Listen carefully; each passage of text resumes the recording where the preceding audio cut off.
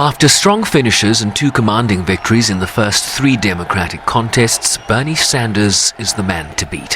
His messaging on raising the federal minimum wage, a Green New Deal on climate change, or cancelling student debt, among others, resonating with voters in the early states. I think we can win in South Carolina. I think we can win in California. I think we can win the Democratic nomination. And I'm absolutely certain we're going to defeat Donald Trump. Bernie Sanders, who will be 79 in September, came very close in 2016 to upending the eventual Democratic nominee Hillary Clinton. And the Democratic Party's establishment has similar concerns now to what they had then.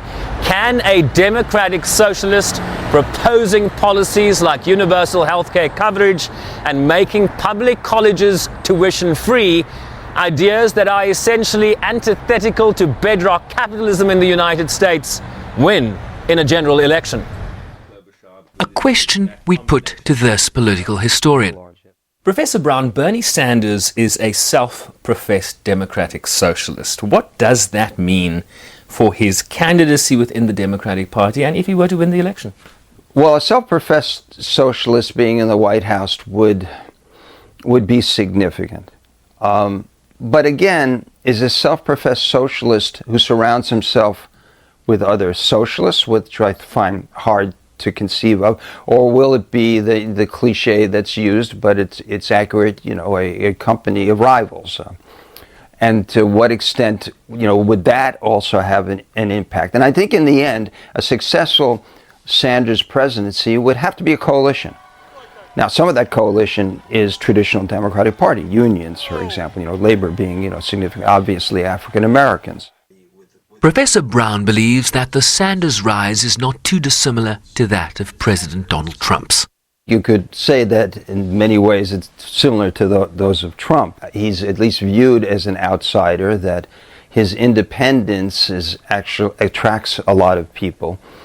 In some sense, you could say that he has an element of surprise to an electorate that obviously is quite cynical about the traditional candidates. They like a candidate that will not follow the traditional path, that is a maverick, which seems to be a favorite word that's been used.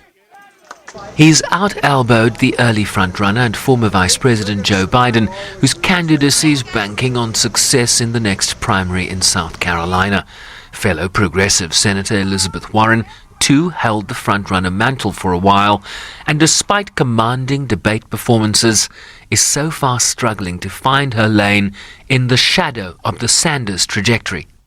It appeals, first of all, and this goes back to Obama in some sense, that the demographic that I think Obama in many ways presaged but didn't necessarily act upon was a youthful vote and create an excitement.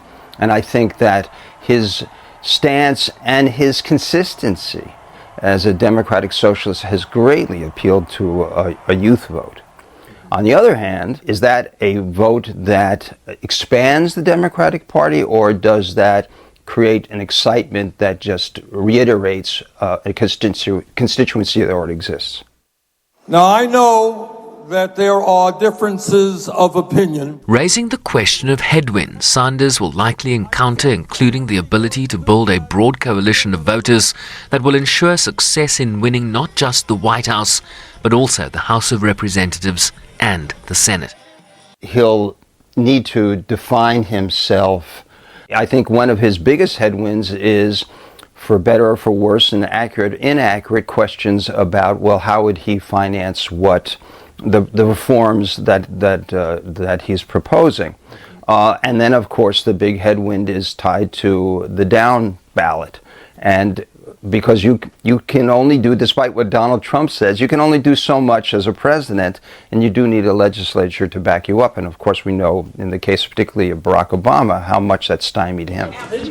Like any candidate, he has his supporters and his detractors.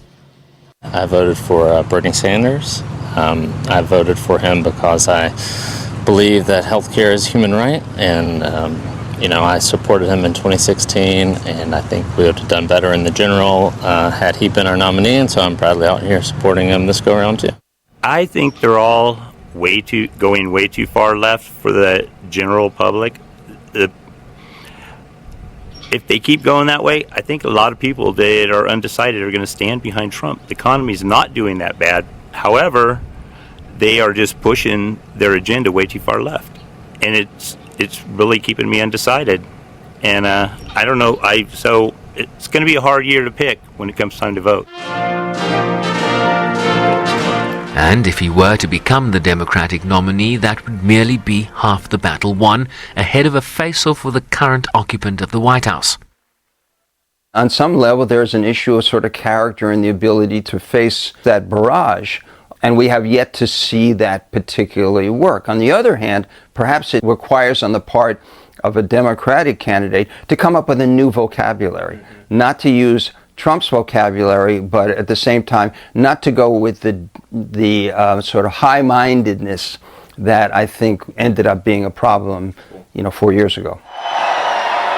It remains too early to anoint Sanders as the likely nominee, but he certainly has the momentum right now. We are building a movement that cannot be stopped. It is a justice movement. And with South Carolina voting this weekend, ahead of the all-important Super Tuesday vote in 15 jurisdictions on March 3rd, it certainly helps to have the wind at your back. Sherwin Bryceby's SABC News, New York.